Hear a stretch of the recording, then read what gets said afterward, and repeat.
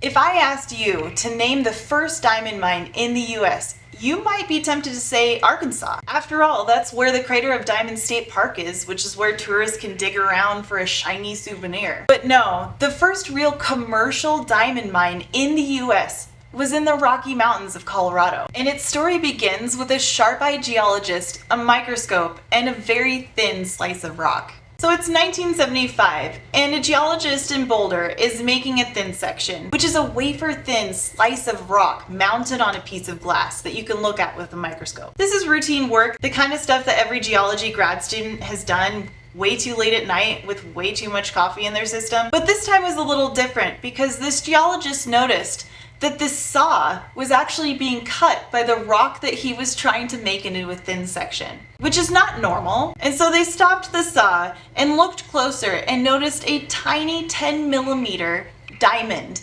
embedded in this rock. And this was a huge deal because up until this point, the US hadn't really been on the diamond mining map. South Africa, Botswana, Siberia, sure, but the US, not so much. And this tiny 10mm diamond sparked years of exploration and eventually led prospectors and geologists alike to kimberlite pipes near the Colorado-Wyoming border. And let's take a quick geology detour to think about the diamonds that you might even be wearing right now. Have you ever actually wondered how they formed? Diamonds form about 90 to 100 miles under this Earth's surface in extreme pressures and heat. And this is the difference. This is what makes the difference between graphite and diamonds, which are made of the same thing. But what's the discerning factor between the two? It's pressure.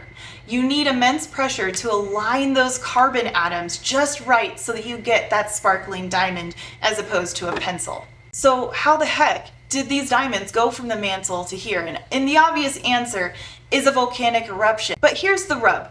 If a magma from the depths that diamonds are formed ascends too slowly, those carbon atoms will actually rearrange themselves into graphite. So not only do you have to have a magma sourced from the right depth in the mantle, but it has to ascend quickly enough to maintain that diamond crystal structure. And this exact process happened at Kelsey Lake. So fast forward to the 1990s. After years of exploration, a Canadian mining company opened the Kelsey Lake Diamond Mine. It was the first and only commercial diamond mine in the US. And actually it produced some pretty respectable diamonds. Most of the diamonds were of industrial quality, so the kind of thing you might see on drill bits or saws, but a few of them were actually large enough and clear enough to cut into gems. We're not talking the crown jewel here, but it did produce a 28.3 carat diamond, which I wouldn't complain about. All told, the Kelsey Lake Mine produced tens of thousands of carats worth of diamonds. Not exactly Kimberley, South Africa levels, but you know, not bad. But here's where the story takes a turn, and not the one that you would expect. You would think that a diamond mine would close because it ran out of diamonds, or because diamond prices crashed. But no, Kelsey Lake Mine closed because of a land dispute. The mine sat on land tangled with ownership, including the Union Pacific Railroad. Arguments over mineral rights and leases made it nearly impossible to operate the mine. And by 2001, the dispute was so entrenched that the mine shut down entirely. And just like that,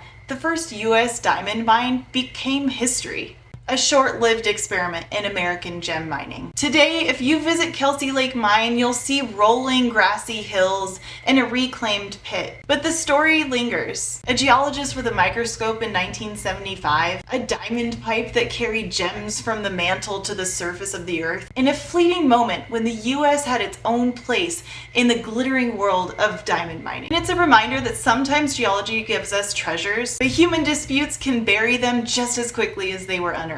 I'm the Cosmic Geologist, and if you like stories like these, hit that subscribe button and I'll see you in the next video. Girls like diamonds, boys, you